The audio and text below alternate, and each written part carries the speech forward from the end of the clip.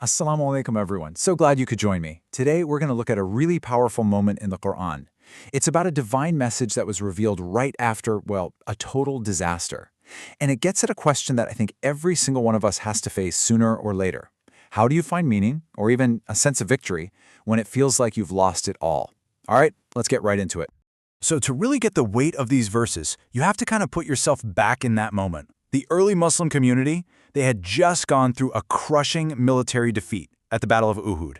I mean, we're talking about immense loss, grief, a real crisis of confidence. It wasn't just a loss on the battlefield, It was this deep psychological wound that was causing doubt, making people feel completely demoralized. And that's the big question, isn't it? When everything seems to have fallen apart and your spirit is just shaken, how do you process that? And that's exactly what this revelation starts to address. It's not just about a battle that happened centuries ago. It's a question for all of us. Okay, so what's the very first response from God? Well, it's not about military tactics or pointing fingers. Not at all. It goes straight for the heart of the community's deepest pain, the loss of their loved ones. And what it offers is this, just radical and immediate comfort for the grieving families. Just try to imagine hearing this. You've just lost someone you love in this battle, and then this message comes down. It's a stunning command, really. It tells you to completely change how you even think about death. It kicks off by saying, and never think of them as dead. Wow, that's a direct, powerful confrontation with grief right from the start. And here's where it gets even more incredible. The verse clarifies that this isn't some nice, comforting metaphor. No, it says they are literally alive. They've transitioned to a whole new state of being. They're with their Lord, being provided for, being honored. Their story is far from over. So this brings us to this really important concept of the shuhada, the martyrs. The Quran is framing martyrdom here not as a tragedy that we should just mourn forever, but as a spiritual victory, a triumph.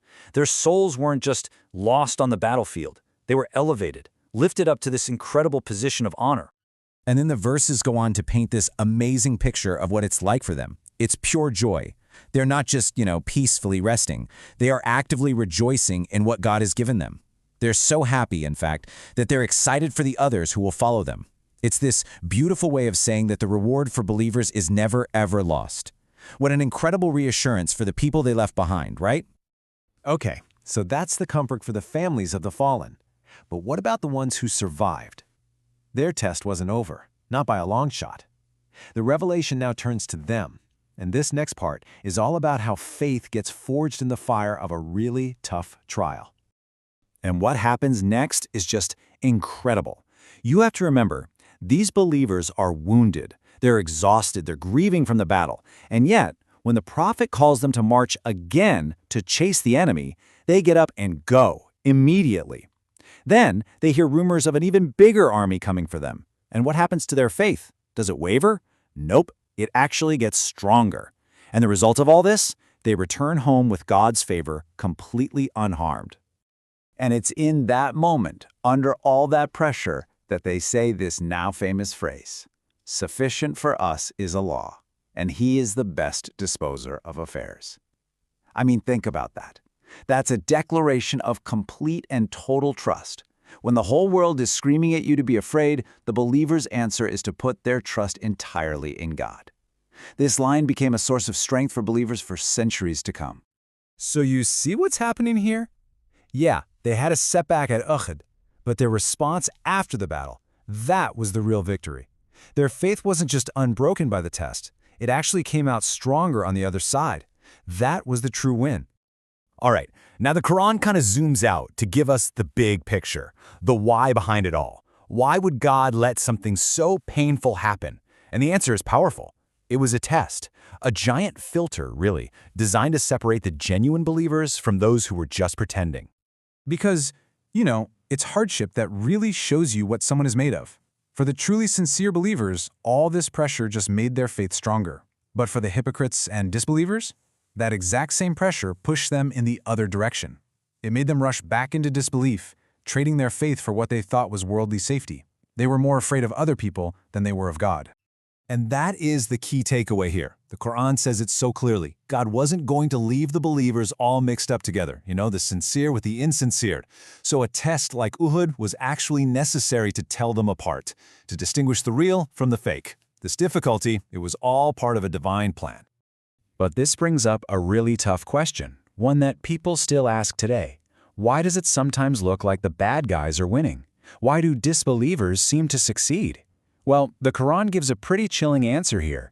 It says that their success isn't a sign that God is happy with them. It's more like God is giving them more rope, just enough to let them get deeper and deeper into sin, and ultimately to seal their own fate. So as we bring all of these different pieces together, we start to see this really powerful conclusion emerge. It's one that totally redefines what we think of as success and what we think of as victory. So let's recap the big takeaways here. First, the martyrs aren't gone, they're alive and honored. Second, these tough trials aren't just random bad luck, they're designed to show who's sincere and who's not. Third, when you see disbelievers winning in this world, remember that it can be a total deception. And finally, real success, the ultimate victory, it's all about relying on God, staying obedient, and being generous, no matter what life throws at you. And that really leaves us with something deep to think about, doesn't it? This whole story from Uhud, captured in these amazing verses, it suggests that hardship is more than just something we have to get through. It's like a mirror. So what if life's biggest tests? What if they aren't designed to break us, but actually to reveal to us who we really are?